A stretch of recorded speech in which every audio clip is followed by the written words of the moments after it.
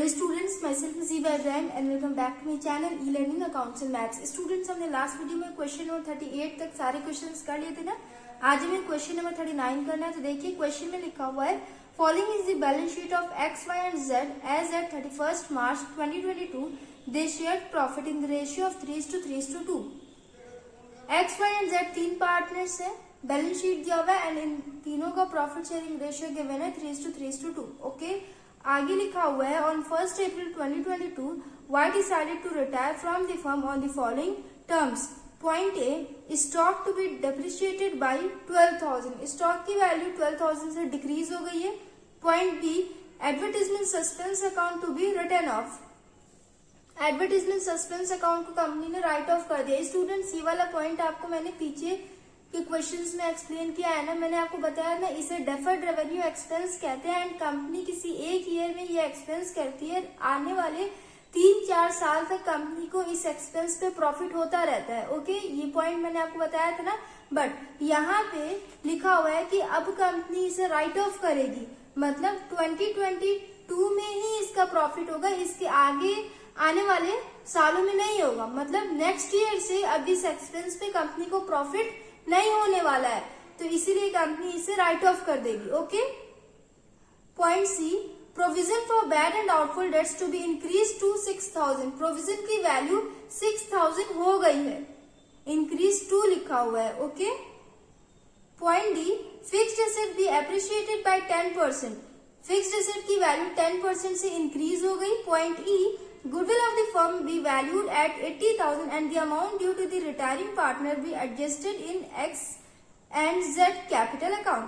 Firms goodwill दिया हुआ 80,000 and retired partner के गुडविल अमाउंट को कंटिन्यूइंग पार्टनर्स के कैपिटल अकाउंट से एडजस्ट करना है। जैसे हम लोग करते आ रहे वैसे ही करना है। ओके, तो पहले हम रीवैल्यूएशन अकाउंट बनाएंगे। इसमें हमें revaluation account, partners capital account and balance sheet बनाना है। ओके, तो चलिए पहले हम रीवैल्यूएशन अकाउंट बनाएंगे, उसके बाद हम पार्टनर्स कैपिटल अकाउंट बनाएंगे, उसके बाद जनरल एंट्रीज बनाएंगे। तो काफी इजी क्वेश्चन है, ध्यान से देखिएगा स्टूडेंट्स। फर्स्ट एडजस्टमेंट में लिखा हुआ है, स्टॉक की वैल्यू 12,000 से डिक्रीज हो गई। एसेट की वैल्यू डिक्रीज होती है तो एंट्री जाती है डेबिट साइड में ना, यहां लिखेंगे to stock 12,000। Okay, next point students, point B में लिखा हुआ है कि एडवर्टीजमेंट सस्पेंस अकाउंट को राइट ऑफ कर दिया गया, मतलब उसकी वैल्यू 0 हो गई। बट रीवैल्यूएशन अकाउंट में उसकी एंट्री नहीं होती है। जैसे general reserve and accumulated profit की एंट्री नहीं होती है ना, वैसे ही एडवर्टीजमेंट सस्पेंस अकाउंट की भी एंट्री रीवैल्यूएशन अकाउंट में नहीं होती है, क्योंकि ये एसेट नहीं होता है फर्म का। रीवैल्यूएशन अकाउंट में सिर्फ फर्म के एसेट एंड लायबिलिटीज की ही एंट्री होती है ना। एडवर्टीजमेंट सस्पेंस अकाउंट एक तरीके का एक्सपेंस होता है। ओके, तो उसकी एंट्री हम पार्टनर्स कैपिटल अकाउंट में करेंगे, रीवैल्यूएशन अकाउंट में उसकी एंट्री हम नहीं करेंगे। उसके बाद नेक्स्ट पॉइंट देखिए, प्रोविजन की वैल्यू 6,000 हो गई है। बैलेंस शीट में चेक करिए, पहले कितना था, 4,000 से वैल्यू इंक्रीज होकर 6,000 हो गई है। कितने से वैल्यू इंक्रीज हुई, 2,000 से। 2,000 से लायबिलिटी की वैल्यू इंक्रीज हो गई, तो एंट्री किस साइड जाएगी, लायबिलिटी की वैल्यू इंक्रीज होती है तो डेबिट में लिखते हैं हम to provision for bad and doubtful debts. Okay, 2,000। Next point देखिए, फिक्स्ड एसेट की वैल्यू 10% से इंक्रीज हो गई। बैलेंस शीट में फिक्स्ड एसेट दिया हुआ है 3 लाख। 3 लाख का 10% कैलकुलेट करेंगे 30,000 आएगा ना, यहां लिखेंगे by fixed asset 30,000। Next point, goodwill दिया हुआ है तो गुडविल की एंट्री इसमें होती नहीं है। रिवैल्यूएशन अकाउंट हमने कंप्लीट कर लिया। इस साइड का टोटल करिए 30,000, इस साइड का टोटल 14,000, माइनस करिए ये हो जाएगा 16,000। इस साइड बैलेंस कम है, मतलब 16,000 से कंपनी को प्रॉफिट हुआ, तो यहां लिखेंगे to profit transfer to X, Y and Z. 16,000 को इनके ओल्ड रेशियो में हम डिस्ट्रीब्यूट करेंगे। ओल्ड रेशियो दिया हुआ है 3:2। 8 1 जा 8, 8 2 जा 16, 2 3 जा 6। x को मिलेगा 6000, y का भी सेम है शेयर, इसे भी मिलेगा 6000, z का 2/8 है तो इसे 4000 मिलेगा। ओके, 6000 प्लस 6000 प्लस 4000 ये हो जाएगा 16000। रिवैल्यूएशन अकाउंट हमने कंप्लीट कर लिया, काफी इजी था ना। 30,000 इस साइड भी हो जाएगा 30,000। अब हम पार्टनर्स कैपिटल अकाउंट बनाएंगे। ओके, तो इसे आपको नोट करना है, आप नोट कर लीजिए। इसे मैं इरेज करवा के पार्टनर्स कैपिटल अकाउंट बनाऊंगी। पार्टनर्स कैपिटल अकाउंट देखिए स्टूडेंट, सबसे पहले हम बैलेंस अमाउंट लिखेंगे। यहां लिखेंगे बाई बैलेंस बीटी। कितना कितना दिया हुआ है, x का दिया हुआ है 1 लाख, y का 60,000 एंड z का 50,000। 1 लाख 60,000 एंड 50,000। ओके,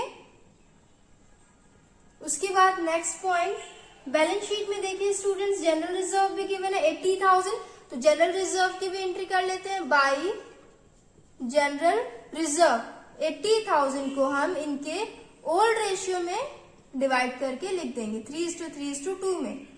3/8, 8 1 जा 8, 8 10 जा 80,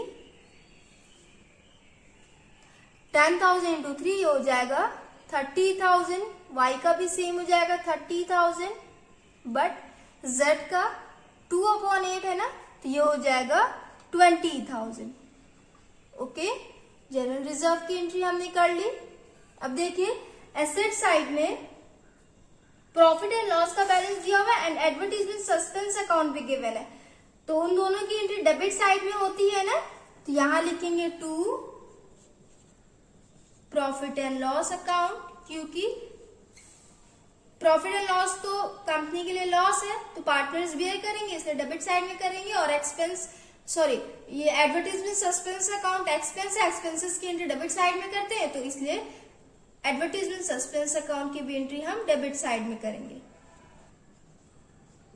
अब देखिए अमाउंट लिखेंगे, सबसे पहले प्रॉफिट एंड लॉस बैलेंस देखिए 4,000 दिया हुआ है ना, 4,000 को 3:3:2 में डिवाइड कर देंगे। 3/8, 8 1 जा 8, 8 5 जा 40, 5 3 जा 15 हो जाएगा, ये हो जाएगा 1500। y में भी सेम, दोनों का शेयर सेम है 1500 1500 एंड 2/8, तो ये हो जाएगा 1000। Okay, profit and loss balance आपको समझ में आया। उसके बाद एडवर्टीजमेंट सस्पेंस अकाउंट में देखिए 16,000 दिया हुआ है, 16,000 को भी ओल्ड रेशियो में डिवाइड करेंगे। 3/8, 8 1 जा 8, 8 2 जा 16, 3 2 जा 6, 6,000 एंड इसका 2 हो जाएगा, ये हो जाएगा 4,000। हो गया। उसके बाद स्टूडेंट्स रिवैल्यूएशन का प्रॉफिट आया था ना, तो प्रॉफिट की एंट्री इस साइड करेंगे by revaluation account.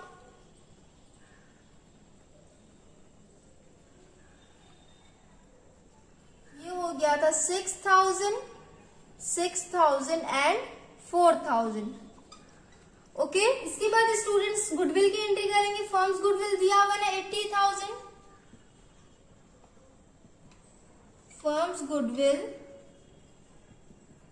Is equal to 80,000। इससे हम रिटायर्ड पार्टनर का शेयर ऑफ गुडविल कैलकुलेट करेंगे। रिटायर्ड पार्टनर y है ना, y share of goodwill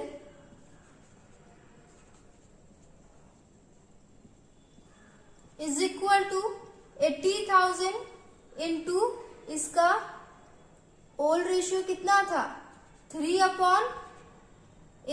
okay, तो 8 1 जा 8, 8 1 जा 8, शेयर ऑफ गुडविल आया इसका 30,000। समझ में आ रहा है ना। अब इसके बाद हम ओल्ड रेशियो से न्यू रेशियो कैलकुलेट करेंगे और वहां से फिर हम गेनिंग रेशियो भी कैलकुलेट करेंगे।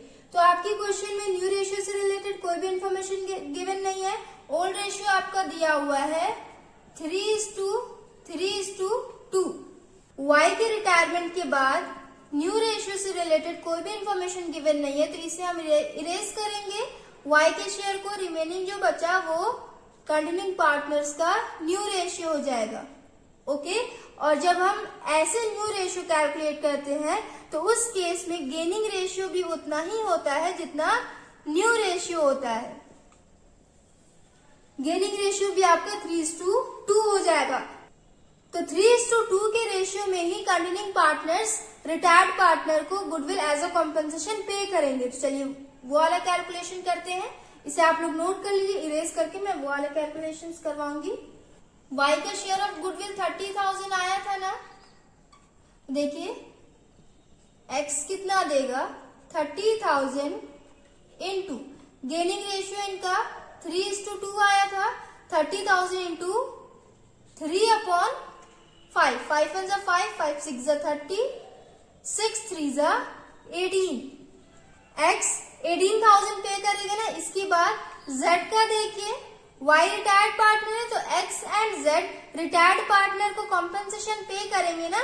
तो 30,000 इंटू 2/5 इज इक्वल टू 5 1 जा 5, 5 6 जा 30, 6 2 जा 12, 12,000 आया।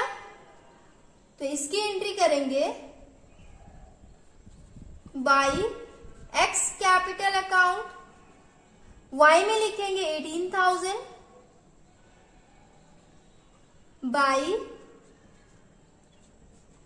जेड्स कैपिटल अकाउंट, वाई में लिखेंगे 12,000। ओके, वाई का इनकम हुआ इसलिए हमने इसके इनकम साइड में कर दिया।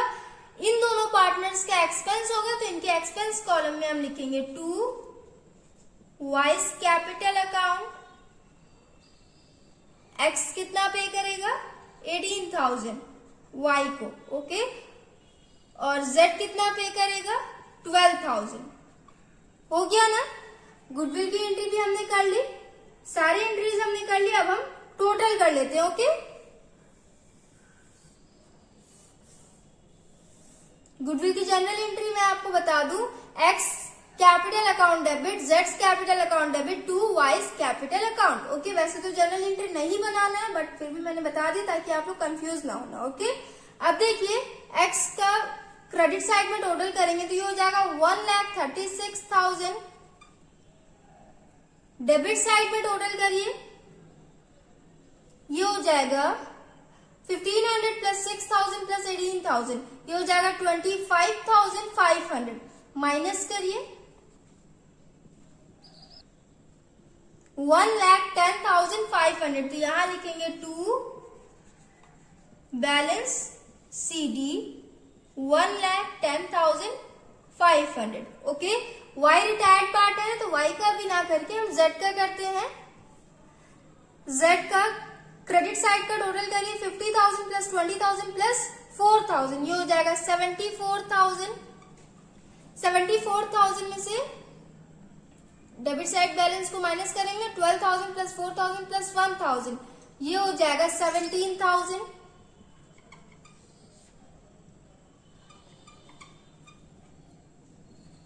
57,000 आया, यहां लिखेंगे 57,000। ओके, एक्स एंड जेड का हमने कैलकुलेट कर लिया। अब वाई का देखिए, वाई का क्रेडिट साइड का टोटल करिए 60,000 प्लस 30,000 प्लस 6,000 प्लस 18,000 प्लस 12,000, ये हो जाएगा 1,26,000 माइनस इस साइड देखिए 6,000 प्लस 1,500, ये हो जाएगा 7,500, ये हो जाएगा 1,18,500। ओके, वाई का बैलेंस अमाउंट आया 1,18,500। वाई रिटायर्ड पार्टनर है तो बैलेंस सीडी में ना करके यहां लिखेंगे 2 वाइज लोन अकाउंट। ओके, 1,18,500 हो गया ना। दोनों साइड टोटल कर लीजिए।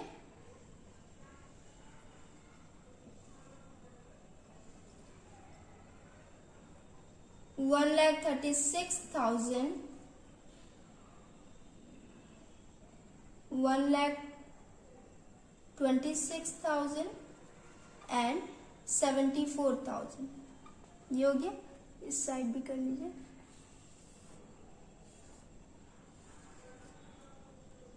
One lakh 36,000, 1,26,000 and 74,000। So students, हमने पार्टनर्स कैपिटल अकाउंट भी बना लिया। आई होप आप लोग को समझ में आया हो। अब हम बैलेंस शीट करेंगे। ओके, तो इससे आपको नोट करना है, आप नोट कर लीजिए। इसे इरेज करके मैं बैलेंस शीट करवाऊंगी। बैलेंस शीट देखिए स्टूडेंट, सबसे पहले हम एसेट साइड में करेंगे।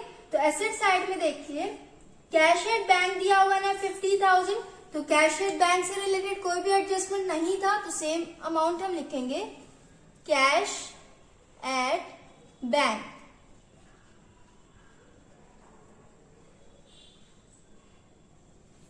$50,000। उसके बाद नेक्स्ट पॉइंट देखिए, बिल्स रिसीवेबल से भी रिलेटेड कोई भी एडजस्टमेंट नहीं था, तो सेम टू सेम वैसे लिख देंगे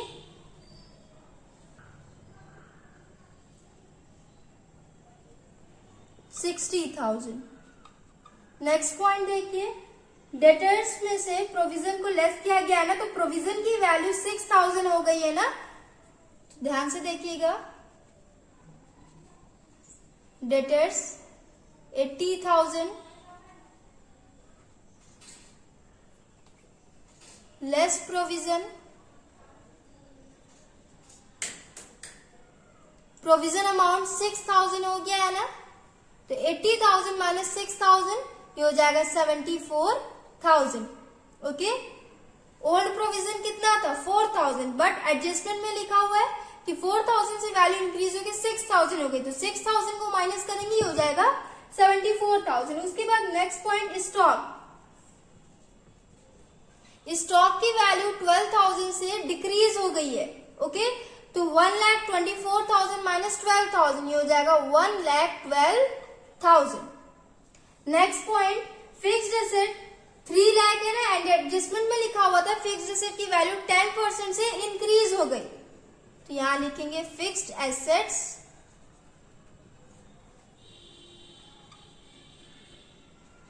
10% 30,000 आया था, तो प्लस कर देंगे 3,30,000। उसके बाद स्टूडेंट्स, एडवर्टीजमेंट सस्पेंस अकाउंट की भी एंट्री नहीं होगी, प्रॉफिट एंड लॉस अकाउंट की भी एंट्री नहीं होगी।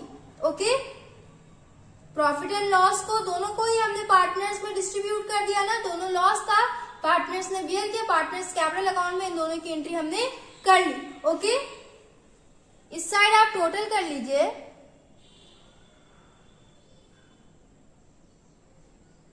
50,000 प्लस 60,000 प्लस 74,000 प्लस 1,12,000 प्लस 3,30,000, ये हो जाएगा 6,26,000।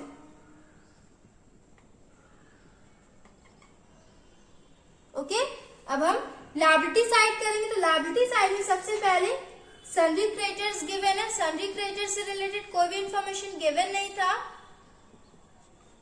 तो ये वैसे क्या वैसे ही हो जाएगा 2,50,000। Okay, next point, general reserve तो हमने पार्टनर्स के बीच में डिस्ट्रीब्यूट कर दिया।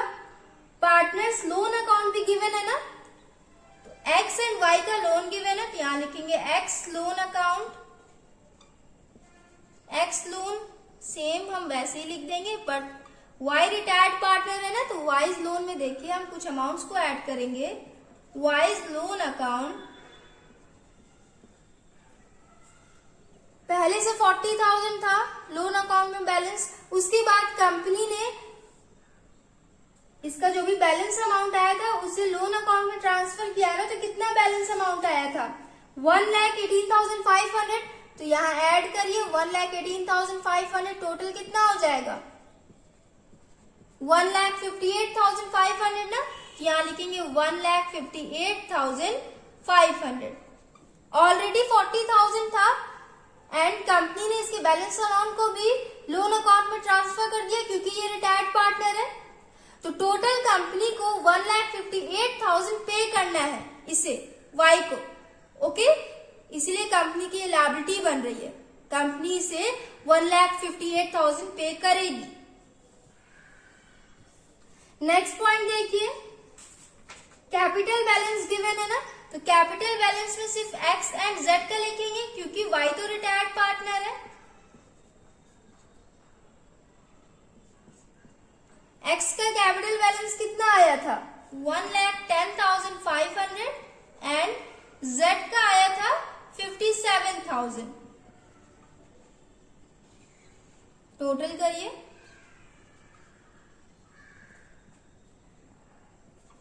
1,67,500 हो गया।